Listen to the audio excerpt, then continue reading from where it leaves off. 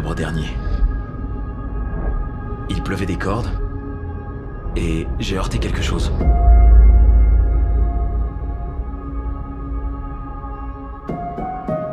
Je suis sorti de la voiture pour vérifier.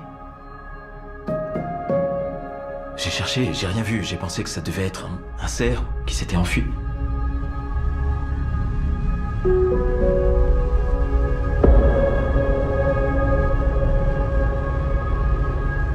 Bien. Et où est le problème? J'ai été convoqué pour être juré. L'affaire Kendall Carter. Il y a un an, le 25 octobre, l'accusé James Sight et sa petite amie de l'époque, Kendall Carter, se sont disputés. Il va payer pour ce qu'il a fait.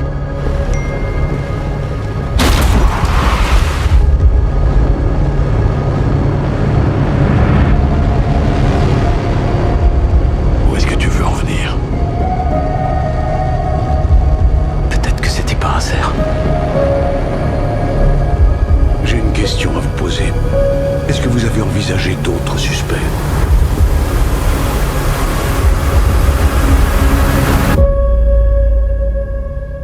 Tu sais ce que tu dois faire.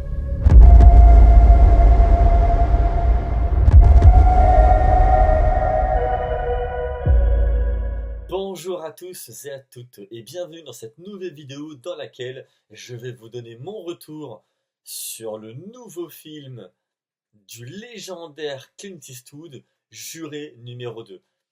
Au casting, on peut retrouver Nicolas Riault, Zoé Deutch, J.K. Simon, Toni Collette, ainsi que, en petit clin d'œil, Kiefer Sutherland. Le pitch, c'est l'histoire d'un juré qui se retrouve à assister à un procès, mais pour un crime qu'il aurait lui-même commis. Et la grande question qui va être traitée pendant tout le film, c'est va-t-il se rendre ou va-t-il se protéger? Car s'il se rend, l'accusé donc commis ne coulera pas ses jours en prison. Or, dans le sens inverse, si jamais il décide de ne pas se livrer, une personne innocente croulera derrière les barreaux jusqu'à la fin de ses jours. Voilà un sacré dilemme. Eh bien écoutez, moi pour ma part déjà, premier petit point que j'avais envie d'aborder, c'est Clint Eastwood, à qui j'ai envie de dire chapeau bas quoi, parce que c'est quand même un superbe réalisateur qui a une incroyable filmographie, qui a porté plusieurs casquettes au cours de sa carrière. Et là, je vois, il a 94 ans, et comme vous vous rappelez, je vous l'avais dit dans une vidéo que j'avais fait il y a quelques semaines en arrière sur la bande-annonce. À 94 ans, c'est quand même un âge assez important, et au vu de la bande-annonce, ça annonçait quand même du lourd, hein, et qui plus est en plus par rapport à un sujet comme celui-là, qui donc ne va pas être un film d'action, mais par conséquent, ça va être un dilemme moral. Et donc, donc j'ai donc été le voir ce matin, et autant vous dire que chapeau bas à Clint Eastwood. Il a beau avoir que 14 ans, mais c'est un véritable taulier.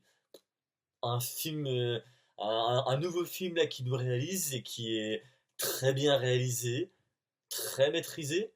Alors après, je vous avoue qu'au niveau du scénario, il y a allé peut-être une ou deux facilités, mais bon, eh, il a 94 ans, il s'est toujours donné à fond. Et honnêtement, moi, ça m'a pas forcément dérangé. C'était pas forcément très choquant, mais bon, c'était pour dire que le film n'est peut-être pas parfait. Il y a soit des défauts, mais franchement, balèque. Et ouais, franchement, le film, j'ai pas été surpris parce que bon, j'ai jamais été déçu de la part d'un de ces films. Et donc, avec ce nouveau film, pendant 1h54, on va donc traiter d'un dilemme moral.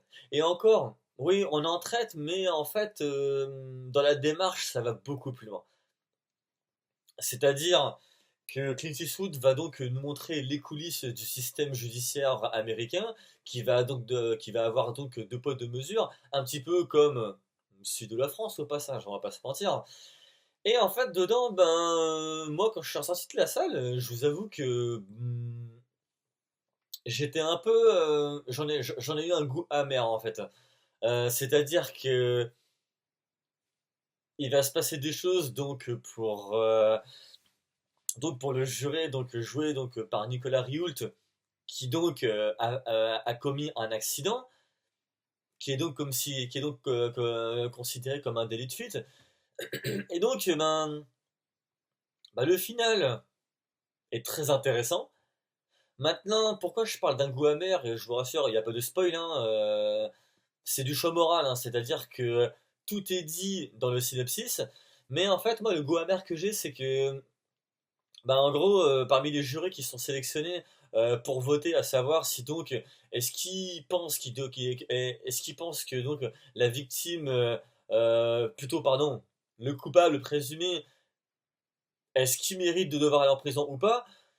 J'ai trouvé ça un petit peu, alors je pense pas me faire straquer, mais j'ai trouvé ça un peu salopard parce que on parle quand même d'une vie humaine et à deux trois reprises, je me suis dit c'est une belle bande de salopards quand même. Il y a des choses, je me suis dit, ah ouais, d'accord, vous êtes comme ça, et alors que est-ce que vous avez suffisamment de preuves pour vous dire, est-ce que c'est vrai, est-ce que c'est pas vrai? Pourquoi? Parce qu'en fait, derrière, il y a des enjeux politiques, et puis il y en a qui veulent juste retrouver leurs femmes et leurs enfants. Mais, à contrario, un homme se retrouve accusé d'un crime qui lui va dire devant le tribunal, devant toute une foulée, que c'est un crime qu'il n'aurait pas commis. Maintenant, comment arriver à démêler le vrai ou du faux? Ma foi, me direz-vous, c'est forcément très compliqué. Et donc, en grosso modo, c'est sur ça, donc sur ça que va se baser tout le film, va s'y appuyer.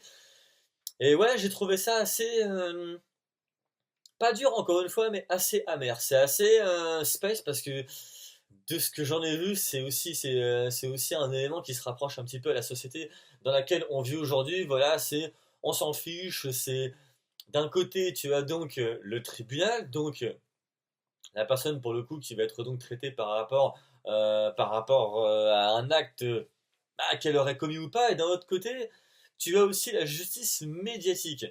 C'est-à-dire qu'en gros, il n'y a pas de preuve, on m'a dit que, donc si on m'a dit que, c'est que c'est vrai. Mais il faut quand même savoir, c'est que nous parlons d'une personne humaine. Elle est comme vous, elle est comme moi, elle mange, elle boit, elle a une famille. Et dans le cas où est-ce qu'elle a rien fait, donc elle va aller en prison, mais en prison pour quelque chose qu'elle n'a pas fait, qu'elle n'a pas commis. C'est quand même dégueulasse, il faut dire ce qui est, quoi. Donc c'est sur ce terrain que le film va s'appuyer. Et est-ce que c'est un film que je conseillerais? Ah bah ouais, carrément. Le film est super, pas super dans le sens ouais, c'était trop bien, c'était génial. Parce que bon voilà, c'est un thriller dramatique, voilà, qui fait le poids de la culpabilité, jusqu'où cette culpabilité peut aller. Voilà le poids d'un événement qui va en découler sur un autre. Et j'ai trouvé tout cela super intéressant. Mention spéciale autant à Nicolas Rioult que moi je suis depuis ses débuts, et notamment avec une de mes séries préférées, la série britannique Skin. Et également, je voulais aussi tirer mon chapeau à l'excellente actrice Toni Collette, que j'avais découvert dans Hérédité, et qui dans ce film est parfaite. Elle a beaucoup de classe. Voilà, c'est en tant que femme, elle a la tête sur les épaules, elle a conscience de certaines choses, et c'est pas qu'elle se débile pas, mais c'est que son personnage, au fil du récit, se développe beaucoup, c'est-à-dire que d'un autre côté, voilà, elle espère regrimper en échelon, et paradoxalement, eh bien, elle commence à se poser des questions, elle aussi, sur l'enquête. Et franchement, ouais, elle tire superbement bien son épingle du jeu. Et par conséquent, je la félicite pour cela.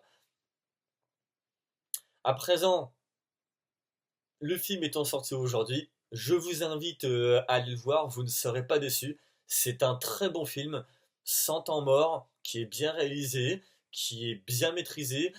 Voilà, comme je vous l'avais dit, il y a deux, trois ficelles scénaristiques, mais bon, c'est pas très très grave. Ça empiète pas sur la qualité de celui-ci. Et sur ce, on se retrouve pour une prochaine vidéo. Portez-vous bien. Ciao!